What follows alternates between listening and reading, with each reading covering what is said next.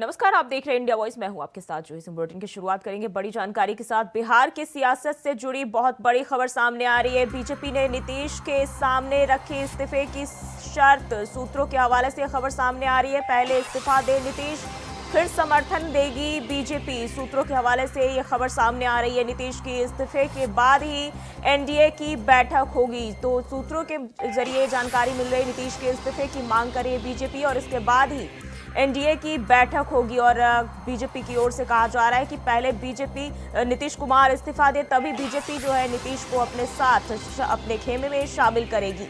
तो बीजेपी ने नीतीश कुमार के सामने शर्त रखी है और बिहार की सियासत से एक बार फिर से हलचल फैला देने वाली खबर सामने आ रही है, जहां बीजेपी ने नीतीश कुमार के सामने इस्तीफे की शर्त रखी है और उन्होंने कहा है कि पहले नीतीश कुमार इस्तीफा दे और फिर बीजेपी उनका समर्थन करेगी।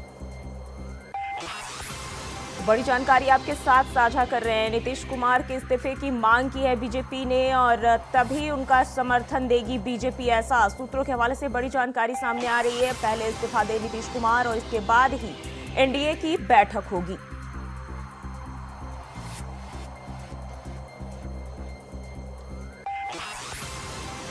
तो ये अहम जानकारी आपके साथ साझा कर रहे हैं। बीजेपी ने नीतीश कुमार के सामने इस्तीफे की शर्त रखी है और इसके बाद ही एनडीए की बैठक होने की बात कही जा रही है। तो सूत्रों के हवाले से यह जानकारी मिल रही है, पहले नीतीश कुमार इस्तीफा देंगे और इसके बाद ही बीजेपी उन्हें अपने खेमे में शामिल करेगी।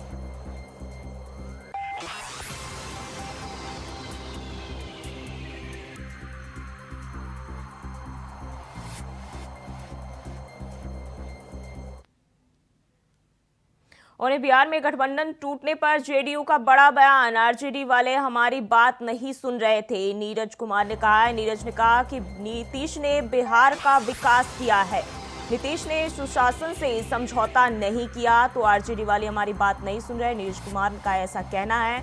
नीतीश कुमार ने सुशासन से समझौता कभी नहीं किया और बिहार गठबंधन टूटने पर एक बार फिर से बड़ा बयान सामने आ रहा है। उन्होंने कहा नीतीश कुमार जो है सुशासन से समझौता नहीं करते हैं और आरजेडी वाले हमारी बात नहीं सुनते हैं और जिसके चलते जो ऐसा कदम उठाया जा रहा है। तो एक बार फिर से बिहार की सियासत में लगातार गहमा गहमी देखने को मिल रही है और नीतीश कुमार को लेकर एक बार फिर से नीरज कुमार का बयान सामने आया है। उन्होंने कहा है कि बिहार में जो है नीतीश कुमार ने सुशासन से कभी समझौता नहीं किया, आरजेडी वाले हमारी बात नहीं सुन रहे थे।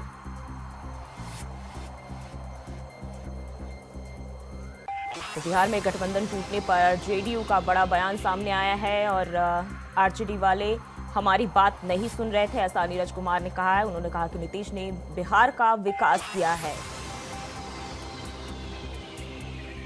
तो ये बड़ी जानकारी सामने आ रही है कि आरजेडी वाले हमारी बात नहीं सुन रहे। नीरज कुमार का कहना है नीतीश कुमार ने बिहार का विकास किया है और नीतीश ने कभी भी सुशासन से समझौता नहीं किया।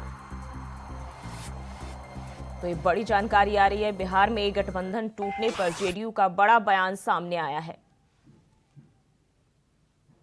माननीय नीतीश कुमार जी को एक्सक्यूज देने की जरूरत है कि नीतीश कुमार जी की प्रशंसा होती है। नीतीश कुमार जी ने गवर्नेंस से कोई समझौता नहीं किया। पीड़ा इस बात की है राष्ट्रीय जनता दल को कि माननीय नीतीश कुमार जी को एक्सक्यूज देने की जरूरत है कि नीतीश कुमार जी की प्रशंसा होती है। नीतीश कुमार जी ने गवर्नेंस से कोई समझौता नहीं किया।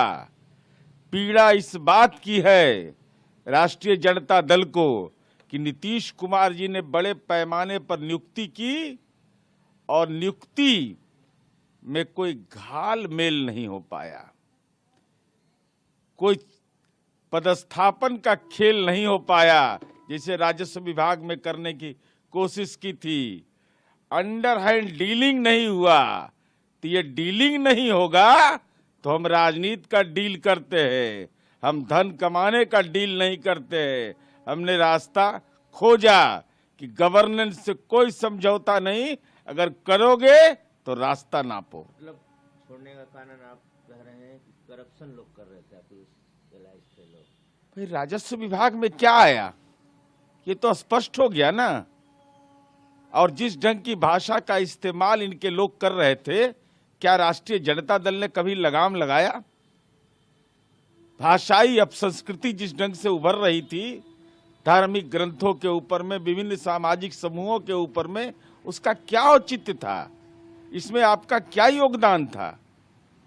कोई योगदान तो था नहीं। इसलिए राष्ट्रीय जनता दल जो नए दौर में विकास पर दावा कर रहे, विज्ञापन छपवा रहे, अरे विज्ञापन नीतीश कुमार का काम बोलता है, आपको विज्ञापन छपवाने की जरूरत पड़ गई और विज्ञापन में भी धोखाधड़ी। राष्ट्रीय जनता दल और महागठबंधन परिवार लिखा, कांग्रेस नहीं लिख सकते थे, सीपीआई सीपीएम माले नहीं लिख सकते थे। एको भव, यह नहीं चलने दिया जाएगा। और वहीं बिहार में सियासी हलचल तेज हो गई है और अटकलें लगाई जा रही है कि नीतीश कुमार बीजेपी में शामिल होने जा रहे हैं, जिसको लेकर गठबंधन नाराज दिख रहा है। वहीं शिवसेना सांसद संजय राउत ने इस पर अपनी प्रतिक्रिया देते हुए कहा कि बिहार में जो भी चल रहा है, मुझे लगता है वो देश के लिए सबसे बड़ा खतरा है। एक तरफ आप अयोध्या के राम की बात करते हैं, राम राज्य की बात करते हैं, और दूसरी तरफ आप बिहार में पलटू राम यानी नीतीश कुमार को साथ लेकर जाना चाहते हो। असली पलटू राम तो भाजपा के लोग हैं।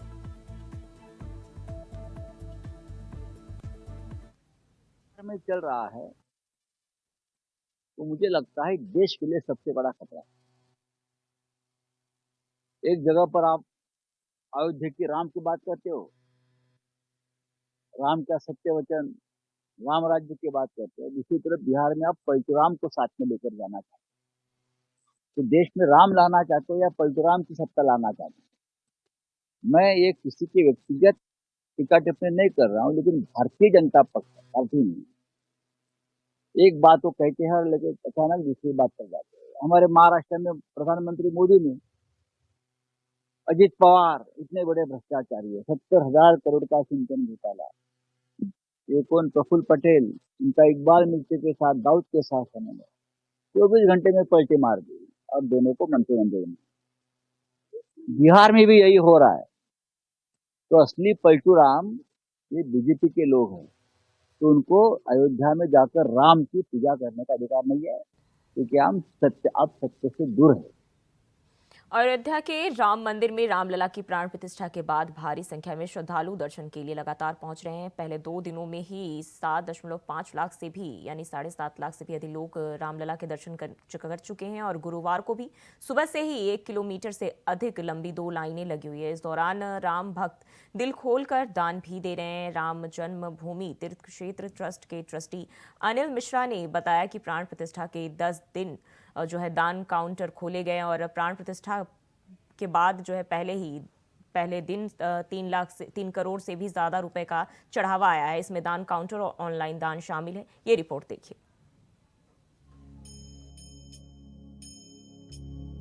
सप्तपुरियों में एक अवधपुरी में अवध नरेश भगवान कौशल्या नंदन जानकी वल्लभ श्री राम अपने भव्य मंदिर में विराजमान हो चुके हैं।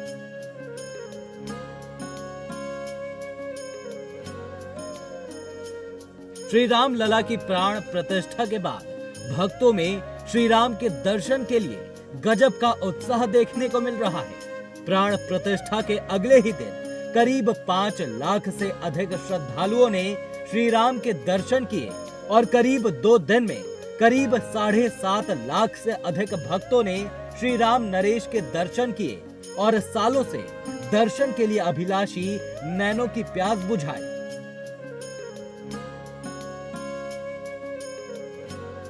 मंदिरों का अभी पहले फेज का काम ही पूरा हुआ है। दूसरा फेज भी प्राण प्रतिष्ठा से अगले दिन यानी 23 जनवरी से शुरू हो गया है।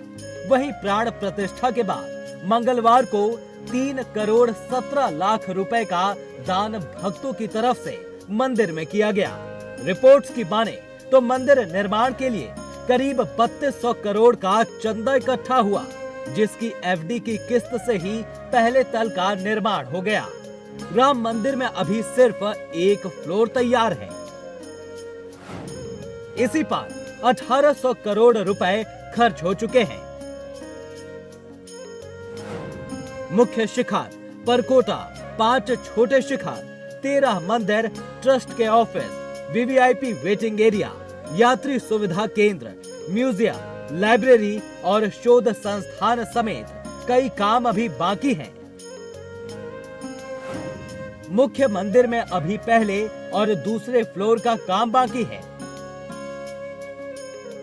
इसके अलावा परकोटे में देवी देवताओं के 6 मंदिर सहित राम के जीवन से जुड़े शबरी, निषाद राज सहित 7 पात्रों के मंदिर बनाए जाने बाकी हैं।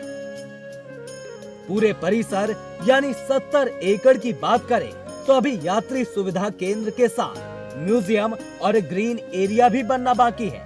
इसमें करीब 2000 करोड़ रुपए लग सकते हैं। एक तरफ जहां श्री राम के दर पर पहुंच रहे भक्तों की भीड़ चर्चा का विषय बनी हुई है, तो वहीं श्री राम की तुलना मक्का मदीना से होने लगी है। लेकिन इंडिया वॉइस इस बात का खंडन करता है। मक्का के दर सिर्फ मुसलमान के लिए खुले हैं, जबकि श्री राम के दर्शन विश्व के हर वर्ग के लिए खुले हैं।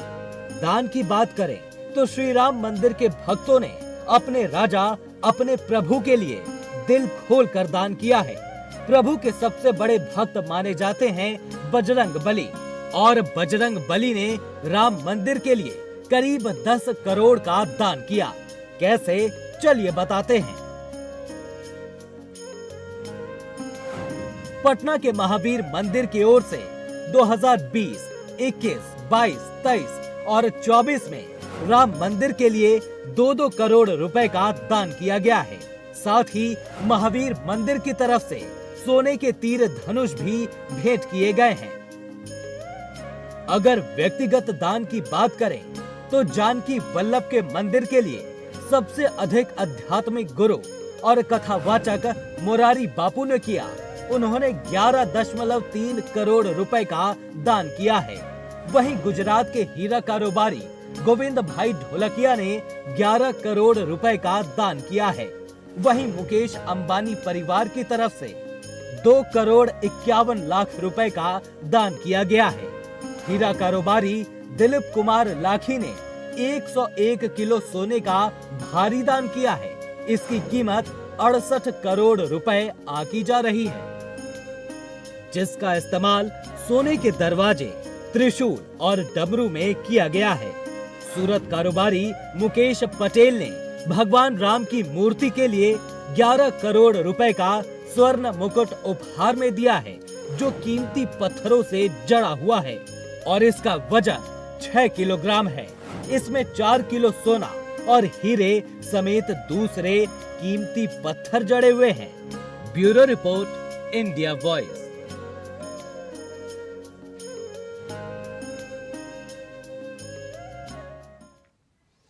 और प्रधानमंत्री नरेंद्र मोदी करियप्पा ग्राउंड में एनसीसी परेड में शामिल हुए। एनसीसी कैडेट्स ने करियप्पा परेड ग्राउंड में प्रधानमंत्री नरेंद्र मोदी और रक्षा मंत्री राजनाथ सिंह की मौजूदगी में वार्षिक एनसीसी पीएम रैली में प्रदर्शन किया।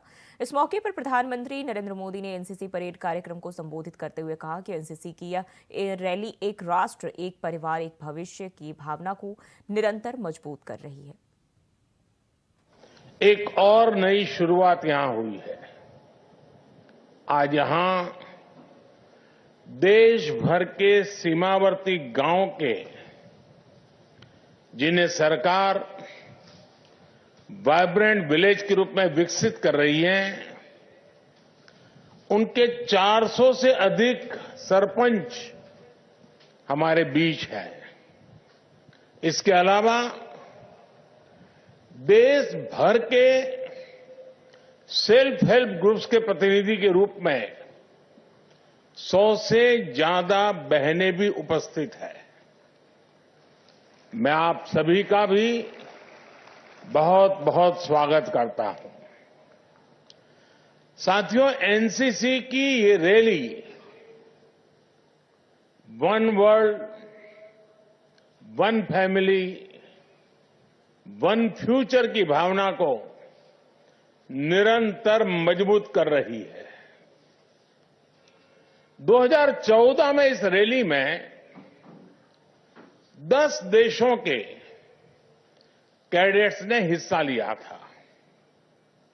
आज यहां 24 मित्र देशों के कैडेट्स मौजूद हैं।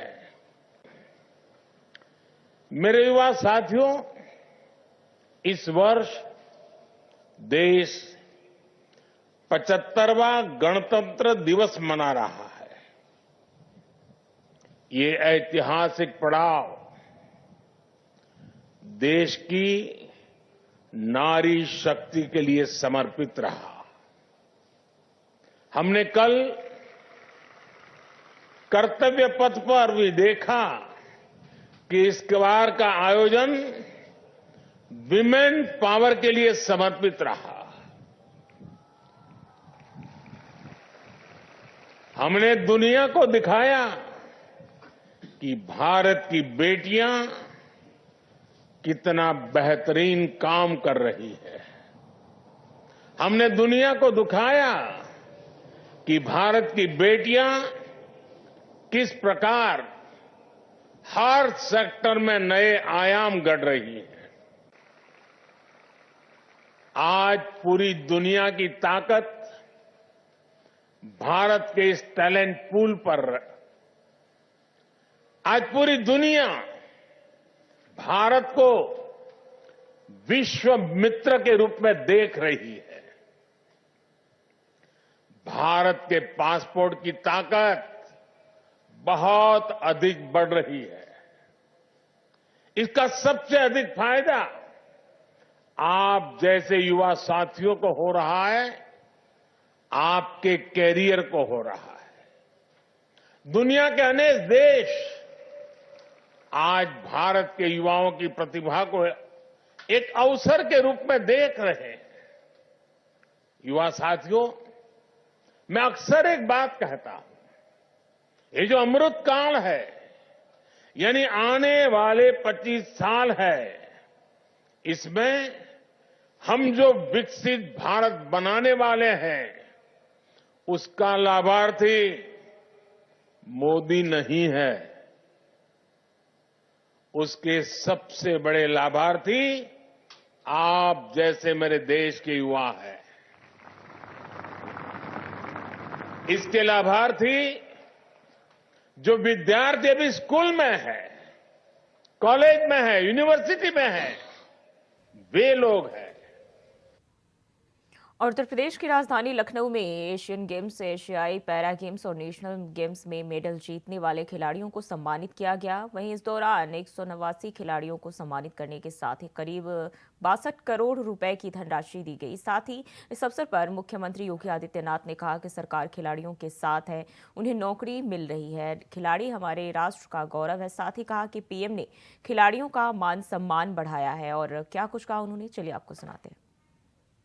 आदरणीय प्रधानमंत्री जी अपनी उन विभूतियों को जो समाज और राष्ट्र का गौरव बढ़ा रहे हैं, याद करिए प्रधानमंत्री जी ने अपने महत्वपूर्ण उद्बोधन में 22 जनवरी को एक बात कही थी कि प्रभु राम की प्राण प्रतिष्ठा का कार्यक्रम तो हम अयोध्या में कर रहे हैं, लेकिन ये यात्रा यहां थमनी नहीं है।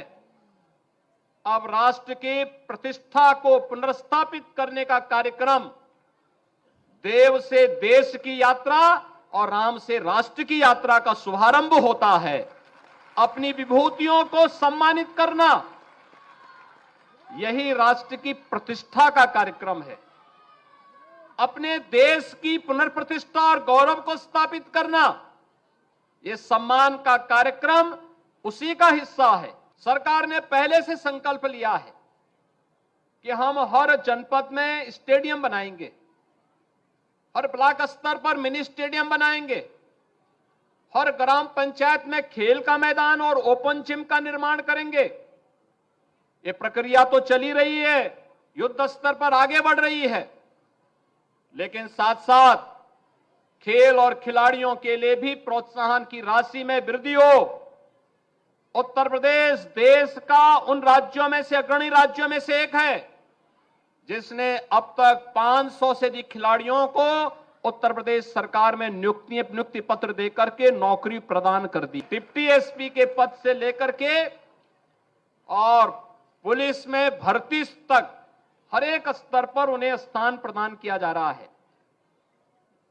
आज मेरे सामने ये बात सामने आई है कि जो पैरा खिलाड़ी हैं, इनके लिए भी व्यवस्था होनी चाहिए जो मेडल प्राप्त कर रहे हैं। और मैं आज इसके बारे में शासन से कहूंगा कि वास्तव में इन खिलाड़ियों के लिए भी नौकरियों में कुछ व्यवस्था की जानी चाहिए, जिससे ये मेडल प्राप्त करने वाले इन खिलाड़ियों को भी हम प्लेसमेंट कर सकें। बात करिए, जब एशियन गेम्स में गोल्ड मेडल प्राप्त करने वाली बालिका इस बात को कहती है कि मैं गोल्ड मेडल इसलिए जीती हूं क्योंकि हमारे राज्य में मुझे डिप्टी एसपी का पद प्राप्त होगा, तो मैंने उसी दिन तय किया, मैंने कहा पॉलिसी तय करो और जिस दिन सम्मान समारोह होगा उस दिन उस बालिका को डिप्टी एसपी के पद की नियुक्ति पत्र जरूर दो।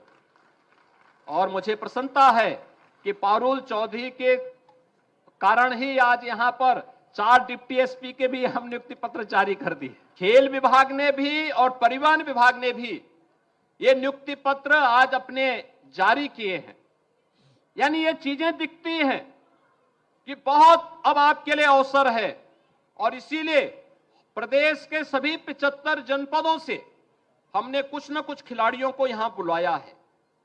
इसलिए बुलाया है, इस कार्यक्रम को आप भी अपने साथ के खिलाड़ियों को बताइए। अच्छा करेंगे, परिणाम अच्छा लाएंगे, अनुशासित तरीके से रिजल्ट लेकर के आएंगे तो सरकार पलक पावड़े बिछा करके केंद्र और राज्य की डबल इंजन की सरकार इसी प्रकार से आपका सम्मान करेगी। और फिलहाल के लिए बुलेटिन में बस इतना ही। खबरों के लिए बने रहिए इंडिया वॉइस के साथ।